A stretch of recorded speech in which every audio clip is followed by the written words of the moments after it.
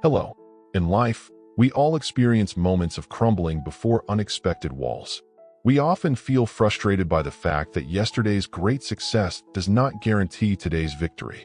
Joshua chapter 8, which we are looking at today, tells the story of how to rise again from the place of devastating failure. The Israelites had previously collapsed helplessly before the small city of Ai. However, God came back to those who were discouraged and spoke these first words: "Do not be afraid. Do not be discouraged." This is not just a word of comfort. It is a powerful declaration of restoration, signaling that we can start over. It shows that no matter where we have fallen in life, that place is not the end, but can be the site of a new beginning. This time, God suggests a different strategy, an ambush. While the walls of Jericho fell through a supernatural miracle, at the city of Ai, God required human wisdom, careful planning, and patience. God sometimes performs supernatural miracles, but in many cases, He gives us wisdom and works through our toil and effort. The failures we experience often serve as a training process that makes us humbler and equips us with deeper strategy and wisdom. Ultimately, following God's guidance, Israel achieved a perfect victory. But there is something crucial to note about their actions immediately following the victory. Instead of throwing a festival, Joshua built an altar on Mount Ebal. He engraved the words of God on stones and read them aloud with all the people. This act symbolizes that true victory is not just about defeating the enemy in front of us, but about reestablishing the word as the standard of our lives and restoring worship. What is the Ai in your life? Is it an opportunity missed due to pride, or a failure caused by greed that unknowingly filled your heart? Remember, the one who created us is not bound by our failures. When we honestly reflect on ourselves and turn back to Him, He always gives us a chance to start again. This history of restoration was completed through Jesus Christ. Humanity was once destined for eternal failure before the massive walls of sin and death. However, Jesus came down directly to the lowest place, the place of defeat called the cross. The world thought that was the end, but by breaking through death and rising again, the Lord opened the way to eternal victory for all of us. Are you standing in the shadow of failure today? Take the hand of the Lord, who says, "Rise up." Lay down the pride of trying to climb the walls only by your own strength. Seek His wisdom and take one step at a time. The Lord will use your painful past as precious soil to build a monument of victory that is more solid and beautiful than ever before. Heavenly Father, thank You for coming to me in my discouragement and failure and saying, "Do not be afraid." I leave behind the times I crumbled due to my own judgment and pride, and I now move forward trusting entirely in Your guidance. I believe that victory in life comes not from my own strength, but from obeying Your wisdom and Your word. Just as Joshua held out his javelin and followed Your command to the end, help me to hold on to Your promise without being shaken by my circumstances. May worship be restored at the center of my life, and may every moment become a holy altar where I remember You. I rely on Jesus, who turned the death of the cross into victory. May I receive the grace that turns the place of defeat into a place of blessing. I pray in the name of our Lord Jesus Christ, who walks with me today and leads me to victory. Amen. Then the Lord said to Joshua, "Do not be afraid. Do not be discouraged. Take the whole army with you and go up and attack Ai.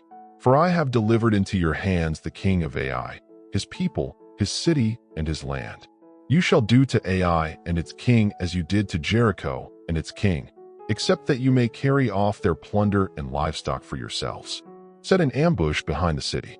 So Joshua and the whole army moved out to attack Ai. He chose 30,000 of his best fighting men and sent them out at night with these orders. Listen carefully. You are to set an ambush behind the city. Don't go very far from it. All of you be on the alert. I and all those with me will advance on the city, and when the men come out against us as they did before, we will flee from them. They will pursue us until we have lured them away from the city, for they will say, "They are running away from us as they did before." So when we flee from them, you are to rise up from ambush and take the city. The Lord your God will give it into your hand. When you have taken the city, set it on fire. Do what the Lord has commanded. See to it, you have my orders. Then Joshua sent them off, and they went to the place of ambush and lay in wait between Bethel and Ai, to the west of Ai. But Joshua spent that night with the people.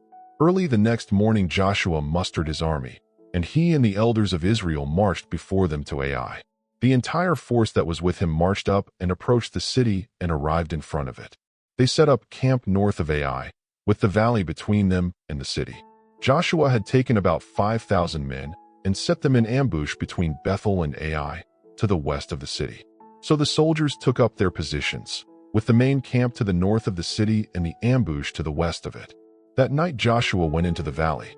When the king of Ai saw this, he and all the men of the city hurried out early in the morning to meet Israel in battle at a certain place overlooking the Arabah. But he did not know that an ambush had been set against him behind the city. Joshua and all Israel let themselves be driven back before them, and they fled toward the wilderness. All the men of Ai were summoned to pursue them, and they were lured away from the city as they pursued Joshua. Not a man remained in Ai or Bethel who did not go after Israel. They left the city open and went in pursuit of Israel. Then the Lord said to Joshua, "Hold out toward Ai the javelin that is in your hand, for into your hand I will deliver the city." So Joshua held out toward the city the javelin that was in his hand. As soon as he did this, the men in the ambush rose quickly from their position and rushed forward.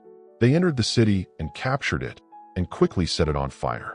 The men of Ai looked back and saw the smoke of the city rising up into the sky, but they had no chance to escape in any direction.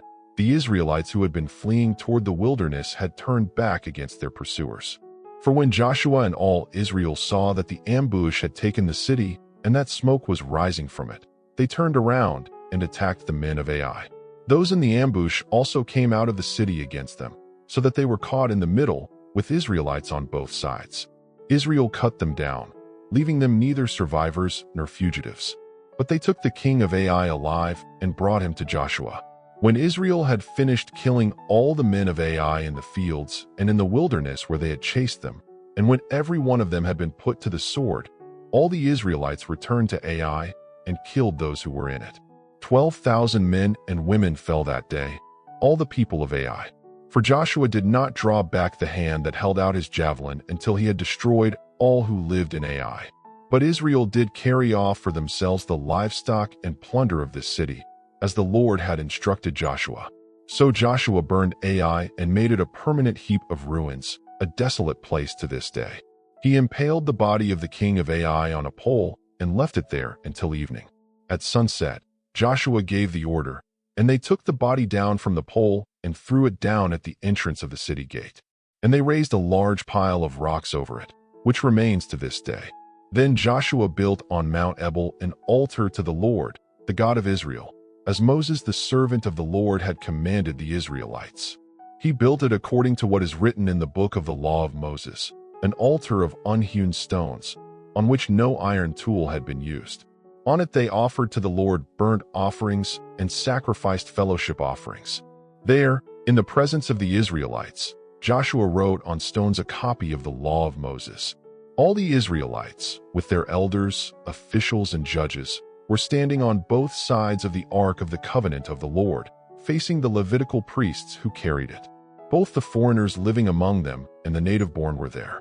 Half of the people stood in front of Mount Gerizim and half of them in front of Mount Ebal, as Moses the servant of the Lord had formerly commanded when he gave instructions to bless the people of Israel. Afterward, Joshua read all the words of the law, the blessings and the curses, just as it is written in the book of the law. There was not a word of all that Moses had commanded that Joshua did not read to the whole assembly of Israel, including the women and children and the foreigners who lived among them.